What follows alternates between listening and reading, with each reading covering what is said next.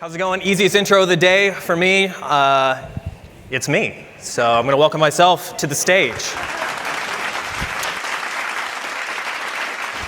Good afternoon, y'all. I'm Alex May. I'm our Director of Strategy over our travel, hospitality, and food services verticals. And today I'm here to talk to y'all about loyalty in the travel space and how to enhance customer engagement for your brands during the year ahead and beyond.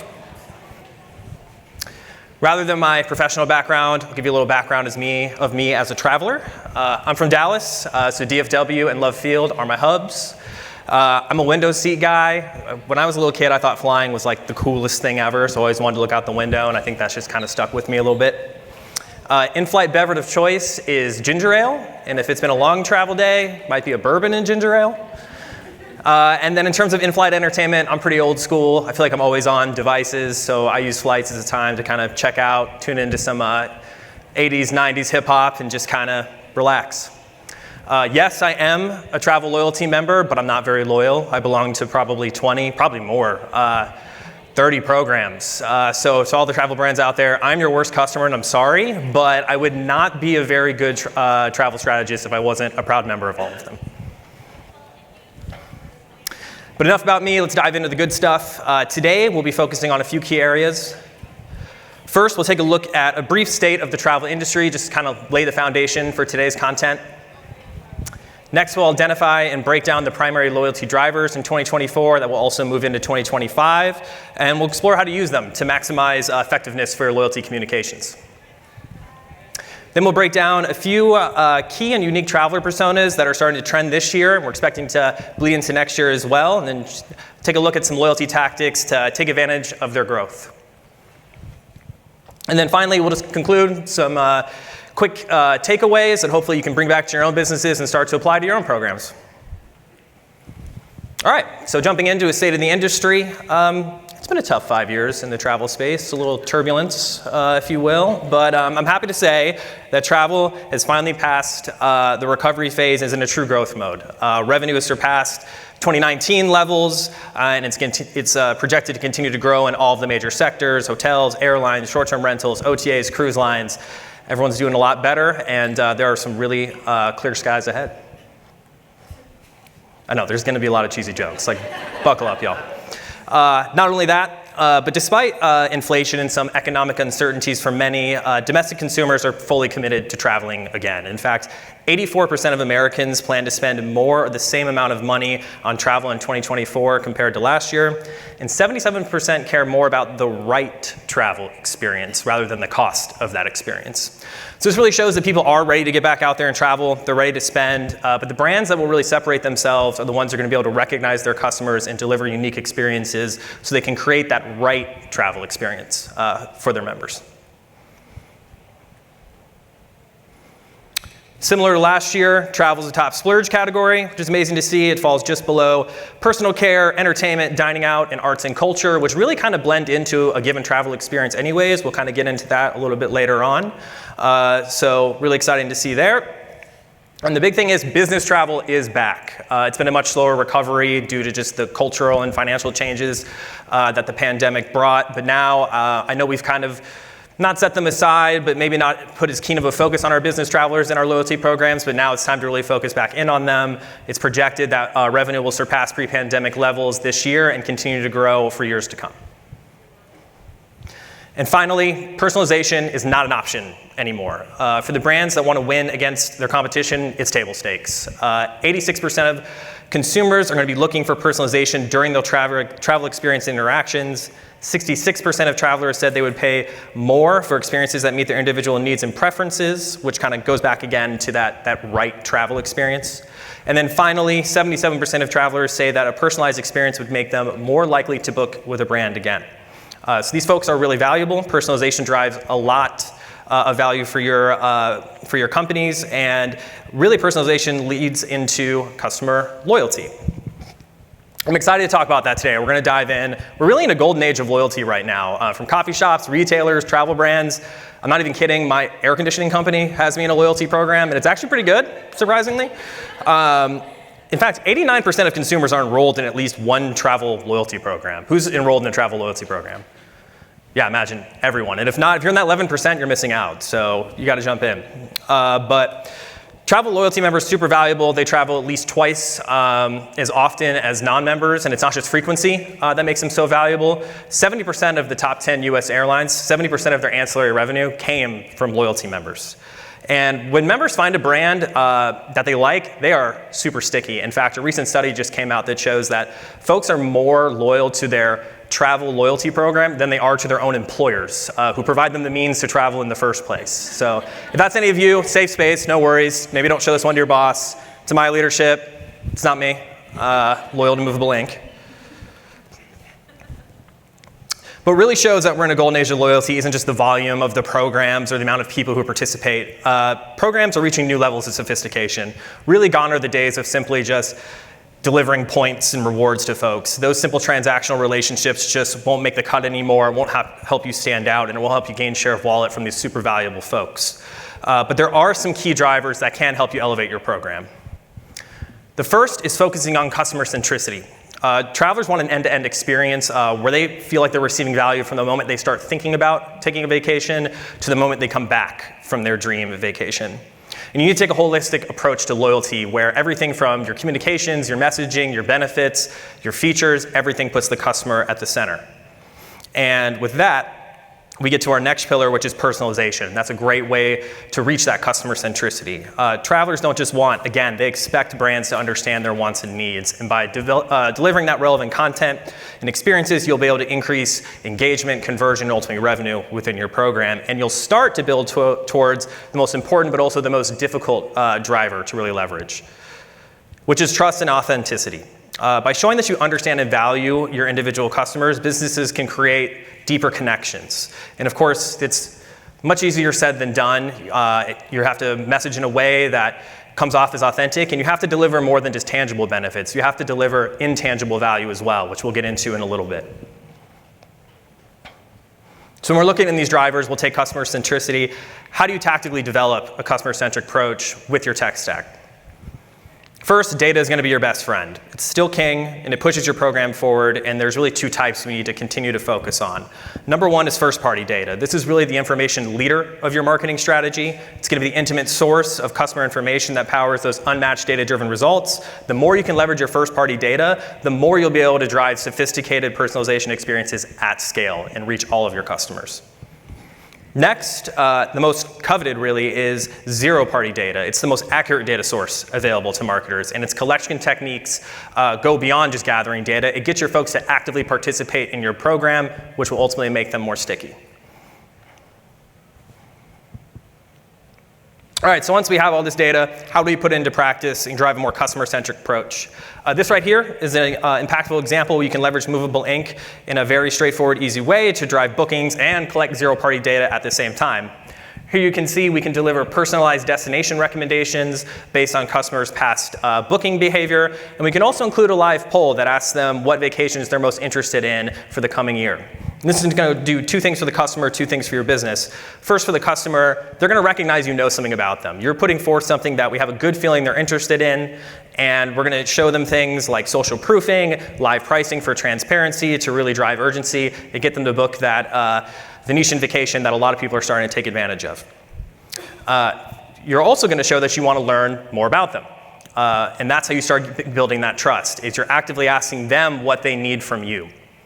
And then from your business, you're obviously going to be driving bookings with using amazing personalization, but you're also going to be collecting that zero-party data, and that's huge. Travelers, I know all of the brands in here can feel this. The traveler persona changes on such a regular basis. Your data is rarely fresh, and you have to keep refreshing it as often as possible, and this is a great way to do that.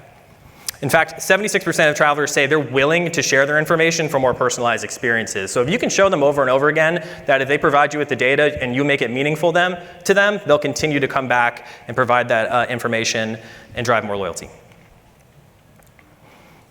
So that's a perfect way to utilize your data to display relevant content, but we need to get into more loyalty and driving CLV. And this is where one-to-one personalization can take your program to the next level. Again, travel is back. Customers are itching to get out there. They're ready to spend, but now they want to get rewarded for that spend, right? And this is where you can leverage Movable Ink to display personalized recommendations on how they're able to redeem their points. This is huge. Travel programs, one of the best benefits is that there are so many benefits to travel rewards. It's almost overwhelming at times. And we can take a single campaign and surface the most relevant rewards options for our customers at the moment of open, all in one campaign, so driving huge efficiencies. This is a great example here from Global Hotel Alliance, who utilized Movable Ink to power their available offers campaign, which includes local experiences available to travelers at all of their properties. So they're pulling in directly from their CMS and personalizing to each customer based on things like their location, their loyalty tier, and a ton of other preferences.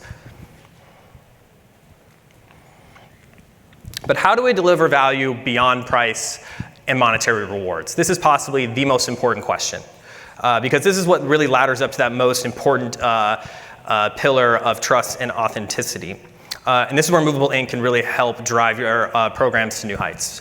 One thing we're seeing in 2024, which is really a continuation of what we saw in 2023, is that travelers are huge foodies. In fact, 81%, so a huge chunk of travelers, say that trying local foods and cuisines is what they look forward to most while traveling. Additionally, almost 3/4 of Travel Rewards members want restaurants as featured partners in their preferred travel loyalty program. So this is where we can take Movable Ink. We can send them a rich push with local maps to show them all of their nearby restaurants and include things such as live reservations to book immediately and also show restaurants based on their past purchase behavior. And this is huge because this is how you start to build trust in the sense that now you've become more than just a transactional program. You're now becoming a trusted concierge for your members. You're helping them plan one of, if not the most important aspect of their entire trip before they've even left the door. I know we saw some amazing examples from United today. I'm going to show you another one. This is my personal favorite, maybe because I'm kind of a foodie myself. But they take the same use case and do it a little bit differently. They display local maps for a customer's given location to show all of the restaurants near them where they can earn extra miles as part of their Mileage Plus dining program. And what I love about this is United is now making it so they're not just a part of your day-to-day when you're traveling, they're now a part of your everyday, day-to-day. And they're helping you earn points on all of your everyday purchases as you start to save up for your next dream vacation. So this is a great way to just be a part of everyone's daily life and become a trusted brand when folks need you most and they're trying to find the best restaurant to dine at. All right, so we've covered the key loyalty drivers in 2024 and how to leverage personalization to meet those needs. Now I want to take a look at some of the trending personas in 2024. Oop. Maybe. There we go. All right, first one is bleisurists. So these are the folks who like to mix a little business with R&R. They are usually looking for longer stays. They're going to bookend their business travel with some vacation time. Their priorities include things like extended stay options and discounts and perks for additional nights, hybrid working spaces, and also some wellness and leisure activities when they're finally out of the office. Next is our ego enthusiasts. They want to project that main character energy while they're on vacation, be their best selves. And I can relate to this one a little bit. I don't know that I need to be the main character, but I have a bougie side that I like to bring out a little bit on vacation. I might eat at a nicer restaurant than I otherwise would have. But these folks want affordable luxury in the form of upgrades across all aspects of their trip. And then finally, we have our reboot retreaters. They have a strong desire for self-improvement and rejuvenation while on vacation. These are super valuable folks. We'll get to that in a moment. But they look for things like wellness-related excursions, relaxation activities, and holistic dining experiences. But how do we appeal to these folks? And we're going to start with our bleisurists. And we need to take advantage of their second wallet. And by second wallet, I mean that corporate credit card they have. And I'm sure none of you, went over budget or anything like that. I certainly did not raid the minibar last night in my hotel room. But we need to talk to these folks and show them different upgrades that they can have coming up for their trip. So maybe that's upgrading to first class. Maybe it's upgrading to a meal on their flight. Or showing them that there's a great discount if they extend their stay as a part of a pre-trip communication. If they don't have one of your private label credit cards, this is a great opportunity to talk to them as well. We can show them their current point balance and then what their new balance would be if they take advantage of any given offer that's going on, so as an acquisition play. And then also as a retention play, we can show them what types of benefits they'll have on their upcoming travels, so we can make sure they're continuing to engage with the program and becoming more sticky. American Express does a great job of this. They have a monthly newsletter they send out to business card members. Card members are notified of the value they receive as business travelers, including boarding, loyalty status, rewards, and some earning opportunities. So again, a great way not only to get folks to engage more, but just remind them of the value that they're receiving. Now for our ego enthusiasts, our bougie folk. This is a great way for them to, these are great customers to drive ancillary revenue out of them because they want upgrades everywhere. So perhaps there's some very VIP experiences that we can show them as a part of your program in the form of concert tickets. Maybe it's experiences at your property or special events. Surface that up based on their past purchase behavior. It's also a great opportunity to take advantage of microburn opportunities. That's still a big trend coming in from 2023. So we can do things like showing them how they can redeem their points for, again, maybe it's upgrading to first class. Maybe you have a retail partner that can use points to pick out that perfect outfit to really exude that main character energy. Or maybe it's a car service on their way to the club. And then finally, we have our reboot retreaters. And these folks, again, super valuable. Domestic wellness travelers spend 175% more per trip than the average domestic traveler. So this is where you can utilize Movable Inc. to craft an unmatched wellness experience by leveraging personalization to develop one-to-one itineraries based on guest preferences and behaviors.